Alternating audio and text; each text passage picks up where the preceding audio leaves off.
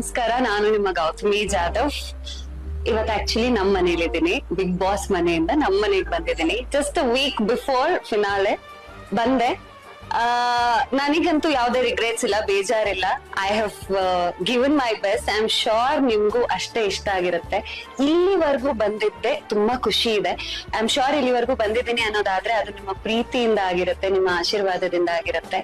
ಪ್ರತಿ ವೀಕೆಂಡ್ ನನ್ನನ್ನ save ಮಾಡ್ತಿದ್ದವ್ರು, vote ಮಾಡ್ತಿದ್ದವ್ರು, ಎಲ್ಲೋ ಕೂತು ನೋಡಿ ಗೌತಮಿ ಚೆನ್ನಾಗ್ ಆಡ್ಬೇಕು, ಗೆಲ್ಬೇಕು, ಈ ವಾರ ಸೇವ್ ಆಗ್ಬೇಕು, ಮುಂದಿನ ವಾರಗಳಲ್ಲಿ ಚೆನ್ನಾಗ್ ಆಡ್ಬೇಕು ಅಂತ ಹೇಳಿ ನನ್ಗೆ ಯಾರೆಲ್ಲ ವೋಟ್ ಮಾಡ್ತಿದ್ರಿ, ದೇವ್ರ ಹತ್ರ ಪ್ರೇಯರ್ಸ್ ಮಾಡ್ತಿದ್ರಿ, ಪ್ರೀತಿನ ಲಾಟ್ಸ್ ಆಫ್ ಲವ್ ಕಳಿಸ್ತಿದ್ರಿ, ಅವ್ರೆಲ್ಲರಿಗೂ thank you, thank you, thank you so much. I am 100% sure ನಿಮ್ಗಳಿಂದಾನೆ ಇಲ್ಲಿವರೆಗೂ ಬಂದಿದ್ದು.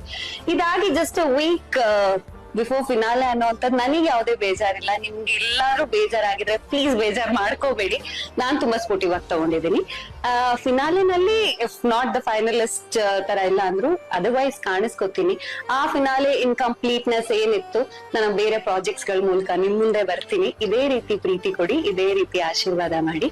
I am always there. ಗೌತಮಿಯಾಗಿ ಯಾರು ತುಂಬಾ ಇಷ್ಟಪಟ್ರಿ ಅವರೆಲ್ಲರಿಗೂ thank you so much and lots of love.